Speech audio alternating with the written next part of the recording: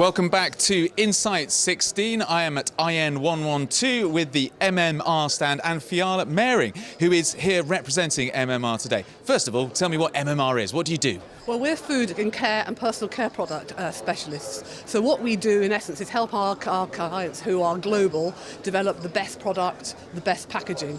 And to kind of service that, we have offices in New York, in London, in Singapore, in Shanghai, and more recently in Mumbai and Durban.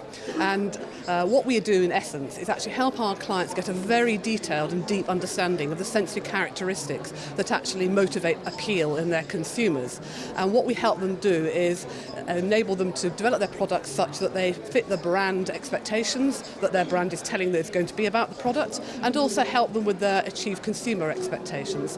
Now, what's particularly important nowadays is actually for those sensory characteristics to enable our clients to actually develop a product that has a distinct characteristic to it, so they can actually carve themselves out a very unique profile within the marketplace. So it's not just being able to see something on the shelves and recognize a brand, it's all about the experience of getting hold of the product, feeling what it's all about, sensory characteristics. Yes, I mean, sensory characteristics are absolutely key. I mean, if I take something like Cadbury's Dairy Milk chocolate and compare it to something like Galaxy, this has quite a distinctive character to it. Now, if my sensory panel were evaluating it, they'd be telling you it's things like it's very brown fruits, it's got quite a good cocoa note, not as strong as the dark chocolate, but it's still got a cocoa note, it's got quite a distinctive crack to it, yet when you eat it, it melts quite quickly in the mouth.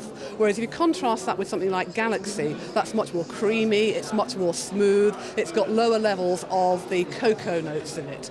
My sensory panel will actually develop that type of language. They will qualify it, so they'll define exactly what the attribute means, and then quantify it so they can tell you how much this has compared to the Galaxy product. It's a fascinating sector, isn't it? And you actually have a panel of people who will sit there and they'll talk about what they're getting from a product, and they feed that information back to you, and you package it up so you can tell the manufacturers exactly what they should be doing and how they should be presenting what they make. Absolutely.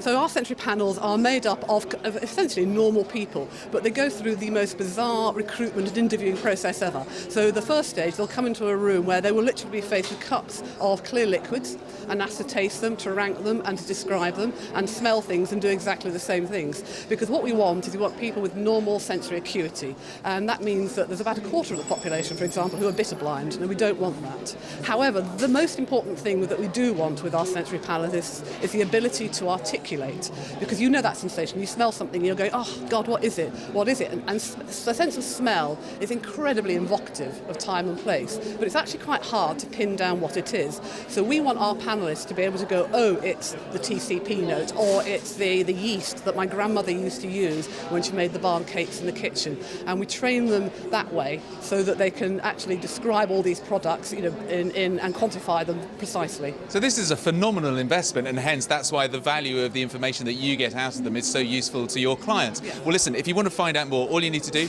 IN112 up on the third floor. Come and say hello to MMR Marketing. I get a feeling Fiala could talk about this all day, and she's already broken up the chocolate. We're saying hello.